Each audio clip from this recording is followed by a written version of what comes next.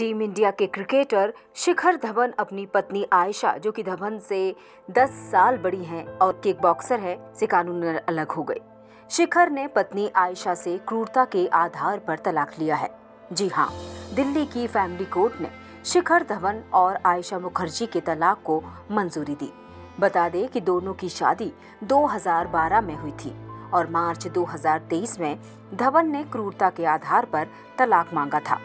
Court ने माना कि आयशा की वजह से धवन को मानसिक यातना से गुजरना पड़ा। अब ये जानना भी रोचक है कि क्रूरता है क्या। दरअसल 1955 के हिंदू मैरिज एक्ट और 1954 के स्पेशल मैरिज एक्ट दोनों में ही क्रूरता का जिक्र है। हिंदू मैरिज एक्ट से हिंदू धर्म को मानने वालों की शादी और तलाक होता है, जबकि स्पेशल मैरिज एक्ट दो अलग अलग धर्मों को मानने वालों पर लागू होता है। हिंदू मैरिज एक्ट की धारा 13 में तलाक का प्रावधान किया गया है। इसमें तलाक के कुछ आधार दिए गए हैं। इन्हीं में से एक क्रूरता को भी तलाक का आधार माना गया है। कानून में इसकी परिभाषा तो नहीं दी गई है, लेकिन आमतौर पर क्रूरता तब मानी जाती है जब जीवन, स्वास्थ्य, शरीर या फिर मानसिक शांति को खतरा हो। ऐसी स्थिति में उसे क्रूरता के दायरे में रखा जाता है।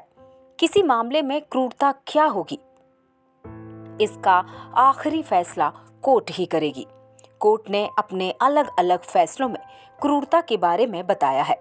पति या पत्नी अपने साथ होने वाली शारीरिक या मानसिक प्रताड़ना को क्रूरता के तौर पर पेश कर सकता है, लेकिन इसके लिए उसे साबित भी करना होगा। तलाक लेने के आधार क्या हैं? आइए जानें। पति या पत्नी में से कोई भी शादी के बाद अपनी इच्छा से किसी दूसरे व्यक्ति के साथ शारीरिक संबंध बनाता है। शादी के बाद अपने साथी के साथ मानसिक या शारीरिक क्रूरता का बर्ताव करता हो, बिना किसी ठोस कारण के ही 2 साल या उससे लंबे समय से अलग रह रहे हों।